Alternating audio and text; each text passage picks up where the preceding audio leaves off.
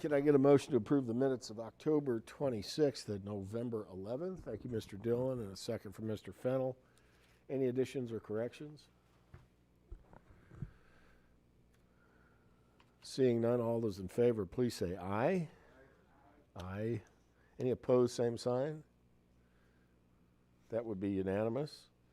Can I get a motion to place the resolution regarding the redistricting of county board member districts? Mr. Fennel on the first and Mr. Dillon on the second.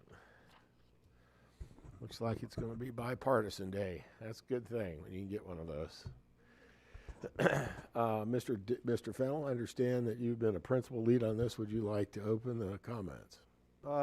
We did have public input a couple different times, and as Jimmy and I have been sharing this, we'll both speak to it. But a couple different inputs from the public. We got input from the different districts. There was a request for a modification on our western end of the district, so we looked at it, tried to make some changes, made some changes, submitted those out, and they approved the changes that we made. So I think it's a good, fair redistricting. I think I, as a Republican, support this, and I'll let Mr. Dillon speak his side.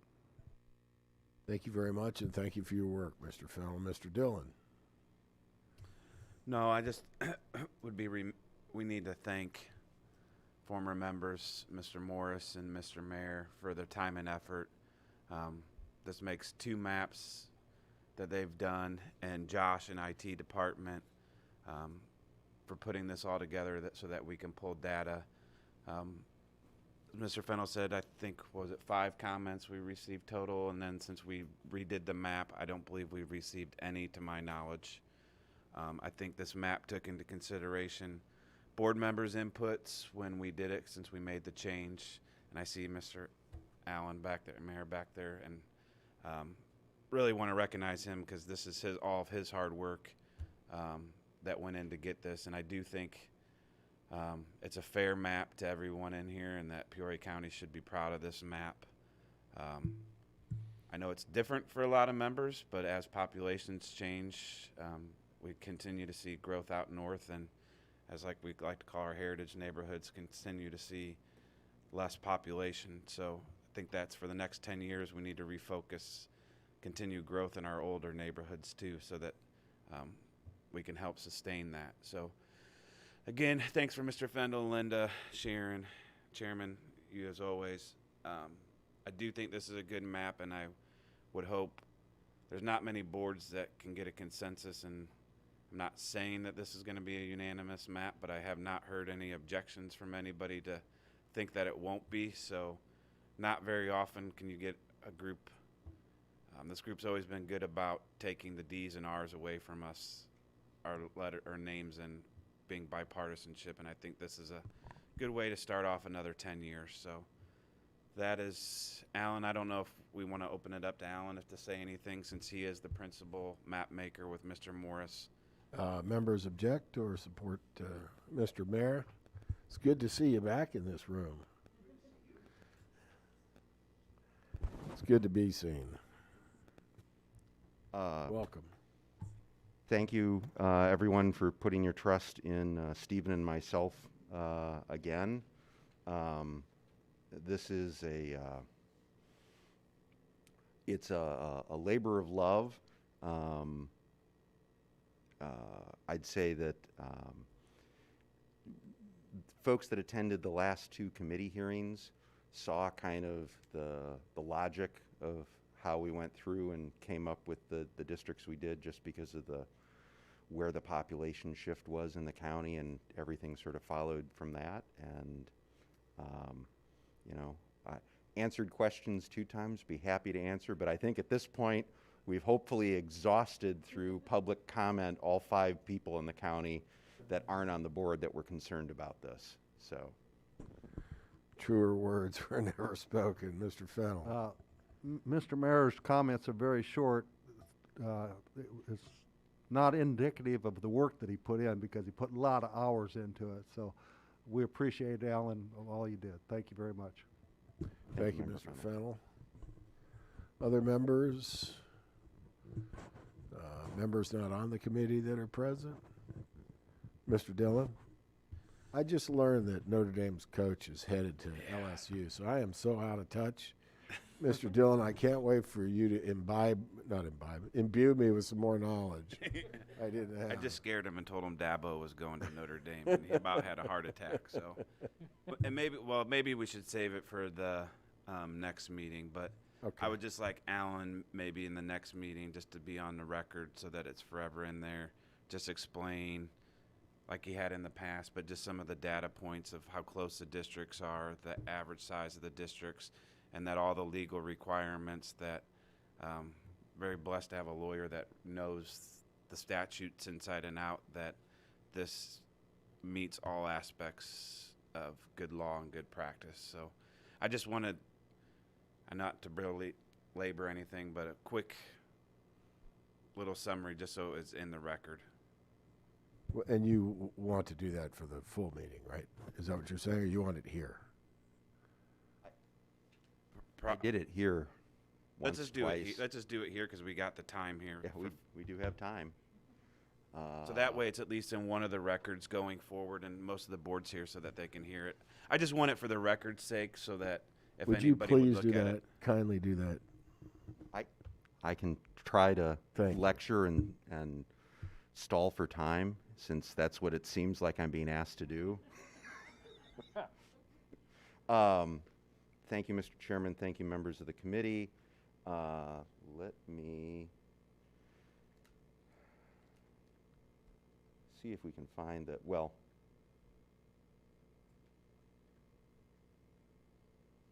here it is.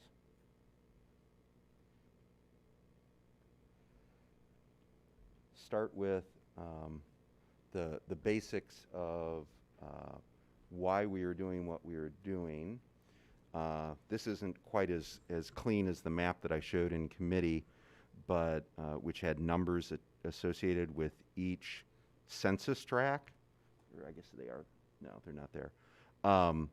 The basic concept is most of the census tracts in the county were either losing population or were fairly stagnant, with the exception of this area that you generally see in green, sort of between Dunlap and the city, and what I called the Route 6 corridor.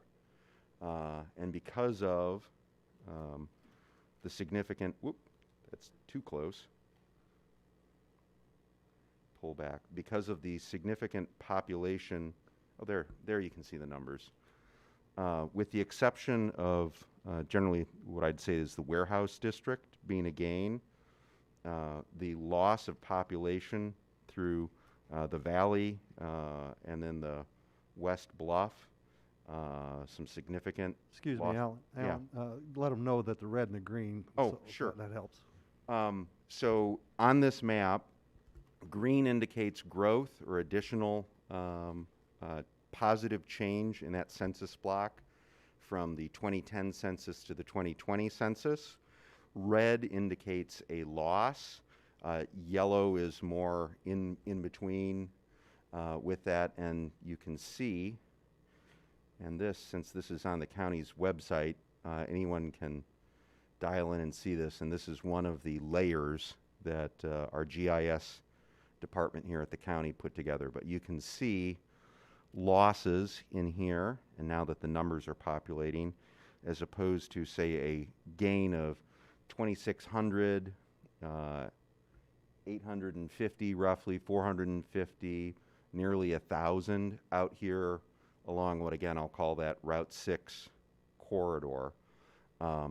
As a result,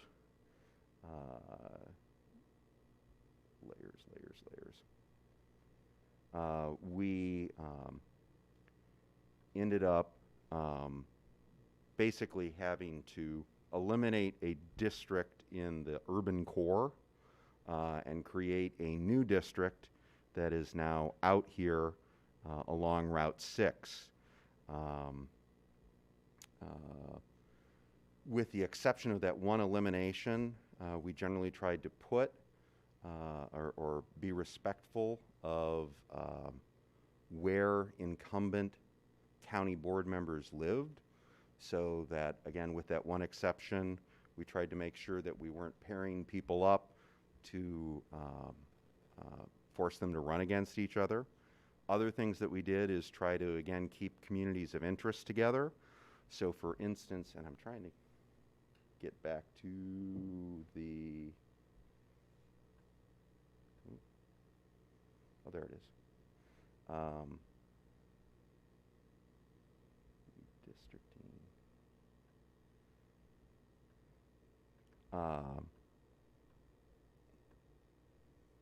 This is different than what we used for the redistricting. Oh, there it is. So the new districts, which it'll load up now, move out. You have this new District 8 combined, but you have districts that respect and keep together, for instance, West Peoria, Bartonville, Chillicothe, Peoria Heights. One of the other things we did that in drawing it was trying to be mindful of both the Historic Voting Rights Act litigation, as well as some of the policy decisions here in Illinois. So the rules setting up the redistricting committee made reference to Illinois' Voting Rights Act of 2010, that made reference to crossover districts, coalition districts, and influence districts. So we've tried to do that to make sure that, in particular, the African American population in the county, in Peoria County, would have an opportunity to elect members to the county board where their preferences would be able to influence that, either through the Democratic primary or through the general election. One of the things, and I apologize that I didn't look at the resolution that you have in front of you until earlier today, but at least the one I think that's in the agenda. But so the reference to, there was litigation about keeping population as equal as possible under the technology, that actually got overruled by the General Assembly. They added a word to the statute to say substantially, so it's no longer the case. That allowed us this time to have a slightly bigger variance than we did 10 years ago. It's still very small, but it allowed us to have more of these straight lines, follow main roads where we could, that sort of thing. Trying to remember if there's anything else that I haven't covered. Any other questions? That's what, and Mr. Fennell's correct, it takes, in order to try to accomplish all those things, it takes a lot of hours sitting in front of the computer, trying something, saying, nope, that didn't work, scratching it, starting over again with a new district, going back and just an iterative process until you get something that seems like it works. But I'd be happy to answer. And this time I did not put Mr. Salzer in with Mr. Dillon, so he should be happy. I do have a question. Yeah. I have a question. Yeah. Say like I'm District 3, and when I click on where my address is, and that box comes up and it shows that target development, what does that number mean? Some of them I see with a negative number behind it, and some, mine doesn't have one, but it's 2. But what is target development? DD, I'm assuming. Oh, target deviation. It's not development. Oh. So, and do you have the, it's in the resolution, isn't it? Okay. So what that is if you take the population according to the 2020 census for Peoria County and divide it by 18, that's the ideal population for each district if you had basically 0 or 1 person deviation. Under U.S. Supreme Court precedent, you can have up to a 10% total variation, but generally you like to keep that smaller. So the, that doesn't have that, that's the, oh, there it is. No, I don't see it. Anyway, that deviation is, I think, 100, if I'm remembering correctly, it's like 150 people out of, from the biggest district that's over to the district that's the most under, out of 181,000 people roughly. So it's it's much, much smaller than 10%. But that's what that is how close your district is to that ideal of the total divided by 180 or by 18. Any other questions? I mean, that's what it's very. It's both very exciting and very boring, depending upon how you look at it. It's kind of a, when you look at the sort of horrible logic of how the county population shifted, you kind of know what you got to do. The districts in or touching on that green area need to shrink, and the ones that aren't in there need to grow or shift. And that's kind of what happened. Yeah.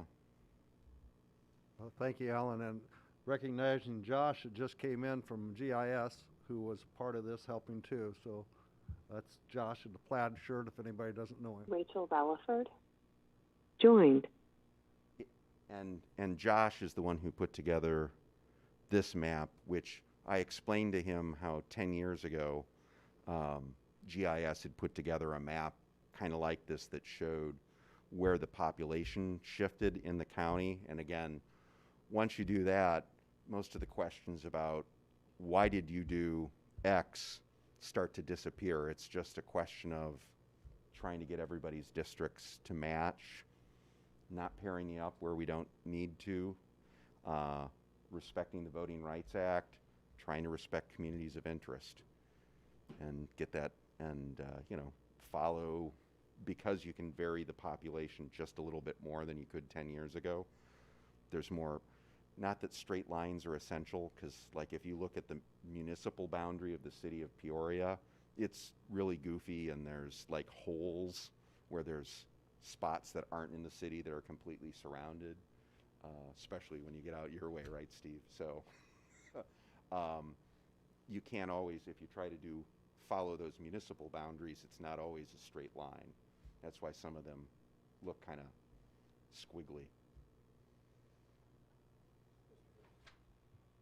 Just so make sure it's in the record too, Alan and Stephen did the politics of the map making, and I want to thank Josh again. Josh did, after we took the politics, GIS department was not used to help draw the maps for the politics part of it. So when we talk about GIS being involved, for anybody that this is the one thing we do that's purely political, and the county staff, the map was created, then turned over to them to run the data into GIS. So, and then I would just ask, so it's right now it's on the front page when you do our website, that that we would leave it on there for a while, and instead of saying proposed map, just leave it as the approved map.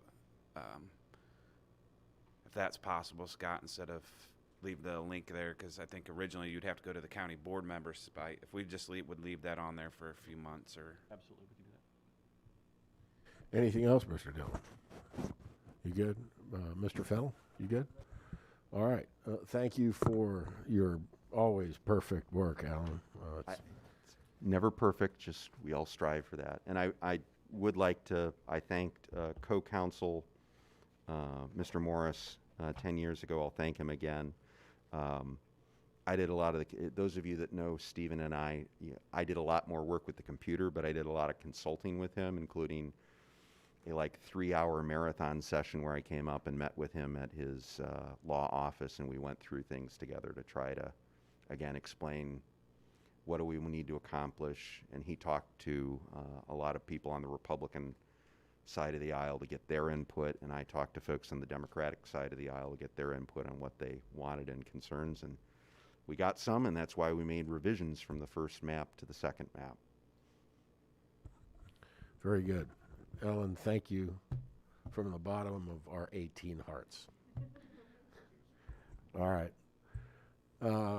So I think we have the resolution on the floor. Is that right? Any additional questions? If we do this right, we can vote and open the next meeting. All those in favor of the resolution as presented, please say aye. Aye. That would be unanimous. Any opposed? No, it's unanimous. I don't need that. Okay, any miscellaneous for the committee? Well, let me thank the committee in my absence for doing a great job. I expected to hear some squeaky calls about this. I've had none. So that usually means either I don't answer my phone or you did a perfect job. So looks perfect to me. We would be adjourned. And I'll give you 5 minutes, no, 2 minutes. For if everybody can stay, we'll get this done. But I don't think we need a break. Welcome, Madam Clerk.